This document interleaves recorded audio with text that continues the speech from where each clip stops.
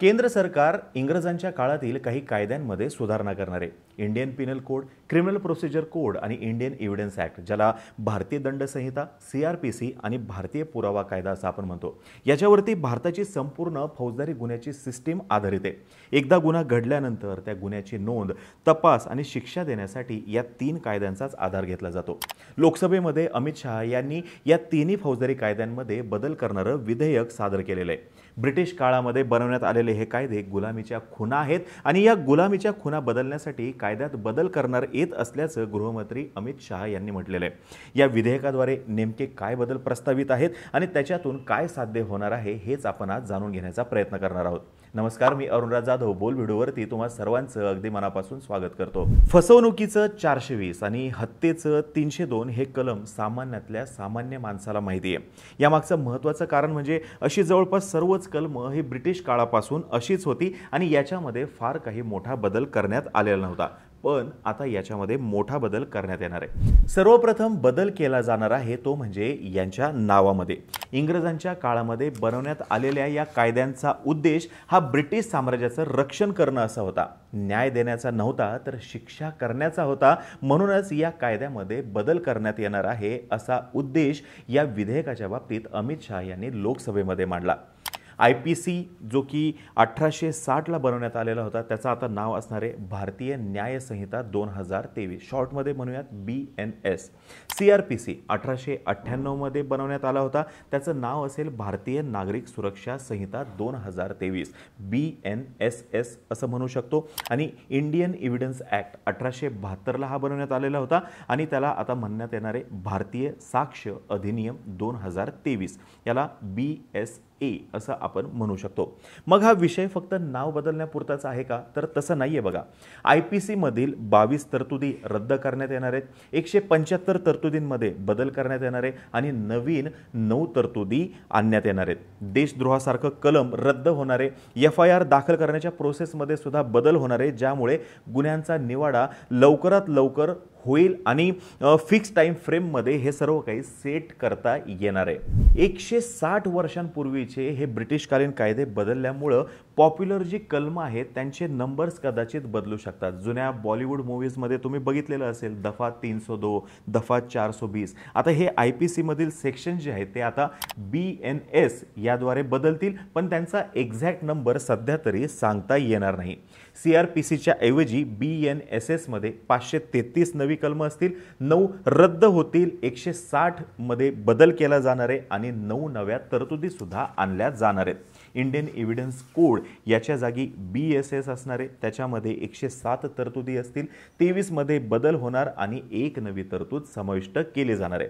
यासोबतच ज्या केसमध्ये 7 वर्षापेक्षा अधिकच्या शिक्षेची तरतूद आहे त्यावेळेस क्राईम सीनवरती फॉरेन्सिक टीमला जाणं हे आता अनिवार्य असणार आहे। यौन हिंसाच्या केसमध्ये पीडितेच्या जबाबाचा व्हिडिओ रेकॉर्डिंग करणं हे अनिवार्य असणार आहे। 7 वर्षापेक्षा अधिकच्या शिक्षेच्या केसमध्ये केस पीडित व्यक्तीच्या साक्षीविना वापस नाही घेता येणार, ही यातली एक महत्त्वाची तरतूद आहे।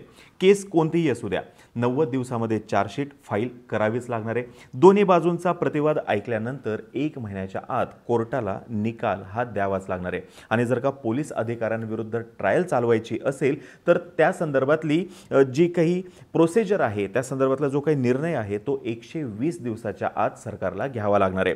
मॉब लिंचिंगमध्ये जर का कोणी दोषी आढळलं तर 7 वर्षाचा कारावास, जन्मठेप किंवा मृत्यूदंड अशी आता तरतूद करण्यात आलेली आहे। गँग रेपच्या सर्व केसेसमध्ये 20 वर्ष कारावास किंवा जन्मठेपेची तरतूद करण्यात आलेली आहे आणि 18 वर्षापेक्षा कमी वयाच्या मुलीवरती जर का गँग रेप झाला तर मृत्यूदंडाची तरतूद करण्यात आलेली आहे आणि मृत्यूदंडाला पर्यायी शिक्षा ही जन्मठेपेची ठेवण्यात आलेली आहे। दोष किंवा आरोप सिद्ध झाल्यानंतर 30 दिवसांच्या आत शिक्षा सुनावणं गरजेचं आहे आणि जर का शिक्षा झाली तर पहिल्यांदाच आपल्या इथं प्रयोग असा केला जातोय की शिक्षा म्हणून कम्युनिटी सर्व्हिस करायची आहे, समाजकार्य करायचं आहे। FIR केस डायरी, चार्जशीट, जजमेंट हे सर्व काही आता डिजिटाईज होणार आहे आणि निवडणूक कालावधीमध्ये जर का कोणी मतदारांना पैशांचं आमिष दाखवलं, पैशांची लाच दिली तर 1 वर्षाची शिक्षा होणार आहे आणि निष्काळजीपणामुळे जर का कोणाचा मृत्यू झाला तर आता 2 वर्षाच्या ऐवजी 7 वर्षाची शिक्षा होणार आहे। आता याच्यातलं देशद्रोह हे जे आहे याच्याविषयी सविस्तरपणे सांगणं गरजेचं आहे, कारण की त्याची चर्चा मोठ्या प्रमाणात होताना दिसते। IPC जे होतं त्याच्यामध्ये कलम 124 नुसार लोकशाही मार्गाने निवडून आलेल्या सरकारविरोधात असंतोष पसरवल्याचं कारण देत देशद्रोहाचा गुन्हा दाखल करण्यात येत होता। पण आता नव्या विधेयकामध्ये देशद्रोह याची तरतूदच काढून टाकण्यात आलेली आहे। त्याच्याऐवजी नवीन कलम ॲड केलं जाणार आहे, ज्यानुसार भारताचं सार्वभौमत्व, एकता, अखंडता हे सर्व धोक्यात आणणारी कृत्य करणाऱ्याच्या विरोधात कारवाई केली जाणार आहे। आणि या ठिकाणी एक महत्त्वाची गोष्ट आपण लक्षात घेण्यासारखी आहे। अगोदर IPC मध्ये सरकार हा शब्द होता, तर नवीन विधेयकामध्ये देश हा बदल करण्यात आलेला आहे। मे 2020 मध्ये गृह मंत्रालयाने या 3 कायद्यासंदर्भात एक कमिटी फॉर्म केलेली होती आणि ही कमिटी जी फॉर्म केली होती याच्यावरती रिटायर्ड जजेस, सिनियर वकील जे आहेत आणि रिटायर्ड जे ब्युरोक्रॅट्स आहेत यांनी मोठ्या प्रमाणात टीका सुद्धा केली होती, कारण की या संदर्भात ट्रान्सपरन्सी मेंटेन करण्यात आलेली नव्हती।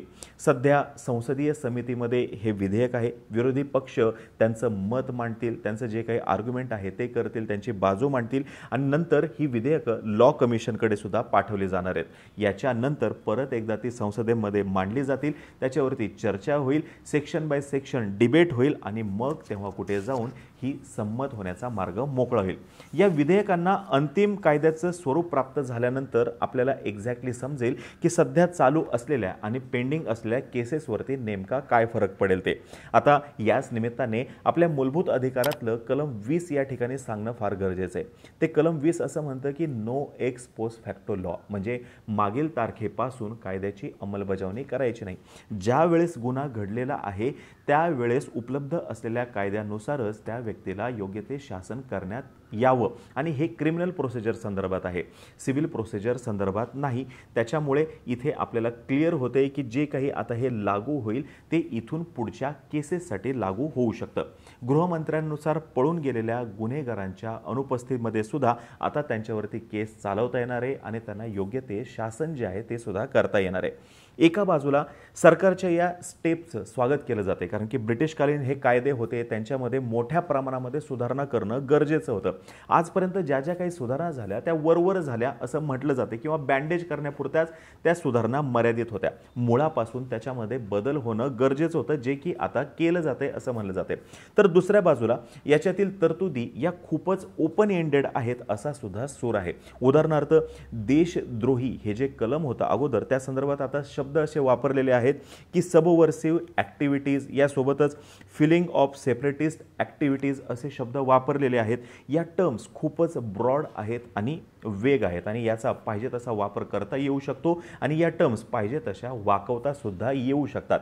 येणाऱ्या काळामध्ये आपल्याला समजेलच की या संपूर्ण कायद्यामध्ये नेमक्या तरतुदी काय आहेत ते। अंतिम स्वरूप ज्यावेळेस या कायद्याचं समोर येईल त्यावेळेसच याच्यातील पॉझिटिव्ह आणि निगेटिव्ह याच्याविषयी स्पष्टपणे बोलता येईल आणि त्यावेळेसच याच्याविषयी योग्य ती चर्चा होईल। आता तुम्हाला माहिती जर का आवडली असेल खाली कमेंट बॉक्समध्ये नक्की सांगा। तोपर्यंत आम्हा सर्वांचे व्हिडिओ जास्तीत जास्त लोकांपर्यंत पोहोचवा आणि चॅनलला सबस्क्राईब करायला थोडं विसरू नका। धन्यवाद।